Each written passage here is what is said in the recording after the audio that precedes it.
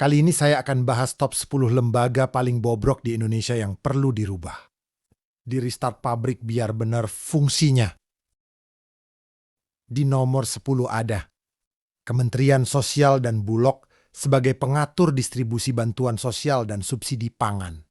Seharusnya lembaga ini memastikan setiap warga menerima haknya secara tepat dan cepat. Namun kenyataannya, distribusi sering salah sasaran, data penerima kacau, dan pegawai terlihat santai sambil menghitung dokumen. Masyarakat menunggu bantuan dengan geleng kepala, bertanya-tanya apakah birokrasi ini benar-benar bekerja untuk rakyat atau sekadar pajangan di kantor. Nomor 9, Dinas Perizinan atau OS sebagai lembaga yang mengurus izin usaha dan dokumen resmi. Seharusnya pelayanan cepat, jelas, dan transparan.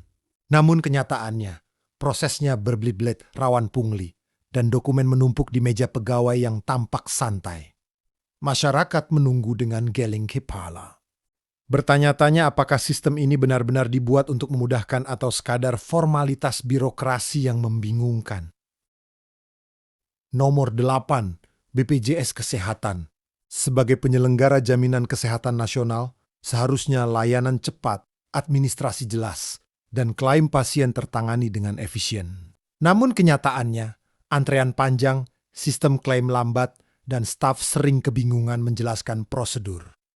Pasien menunggu dengan frustrasi, sambil bertanya apakah lembaga ini benar-benar dibuat untuk melayani atau sekadar menumpuk dokumen dan antrean. Nomor 7, Disdukcapil.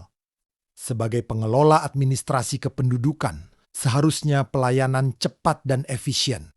Namun kenyataannya, antrean panjang, formulir menumpuk, dan staf tampak kewalahan atau santai ngobrol.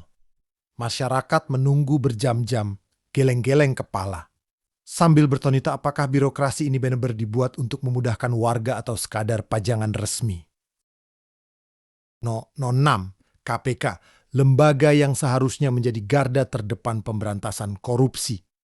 Meski masih menindak kasus besar, reformasi internal dan intervensi politik kadang menurunkan efektivitas. Publik berharap hukum ditegakkan cepat dan bersih, namun proses yang lambat membuat frustrasi. Seolah-olah keadilan berjalan. Tapi rakyat menunggu dengan geling-geling kepala dan secangkir kopi sambil menatap dokumen berlapis-lapis. Nomor 5, Kejaksaan Agung sebagai lembaga penegak hukum seharusnya menindak kasus pidana dengan tegas dan cepat. Namun beberapa kasus besar memakan waktu bertahun-tahun. Dugaan intervensi politik muncul, sementara pegawai tampak sibuk dengan berkas dan rapat. Publik geleng kepala berharap sistem hukum bekerja lebih adil. Tapi kenyataan terkadang seperti menonton sandiwara birokrasi. Nomor 4, Komdigi. Sebagai pengawas konten digital, seharusnya menjaga dunia maya tetap aman dan sehat bagi masyarakat. Namun kenyataannya, judul ngawur tetap beredar, iklan judi online merajalela, dan pegawai tampak sibuk dengan kopi atau media sosial sendiri. Publik bertanya, apakah pengawas digital kita benar-benar bekerja, atau hanya pajangan di kantor? Nomor 3, Partai politik.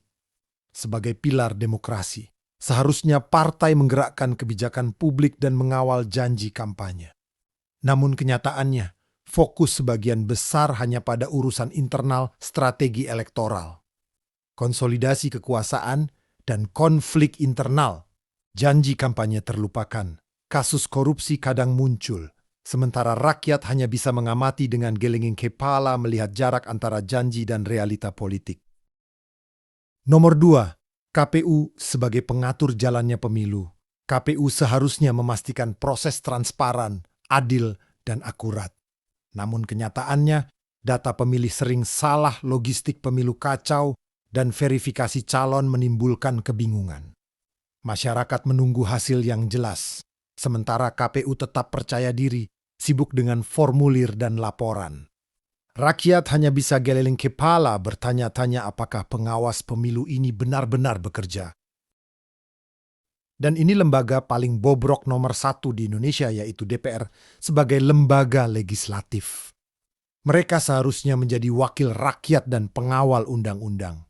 Namun kenyataannya, legislasi lambat, keputusan kontroversial muncul bertubi-tubi. Dan anggaran besar tampak tidak sebanding dengan khas Indonesia. Rakyat menunggu kepastian, tapi anggota DPR sibuk dengan urusan pribadi, bercakap-cakap, atau bahkan tidur di kursi. Geleng-geleng kepala publik menjadi pemandangan sehari-hari, menandakan jarak antara janji dan realita masih lebar. Nah, itu dia top 10 lembaga paling bobrok di Indonesia.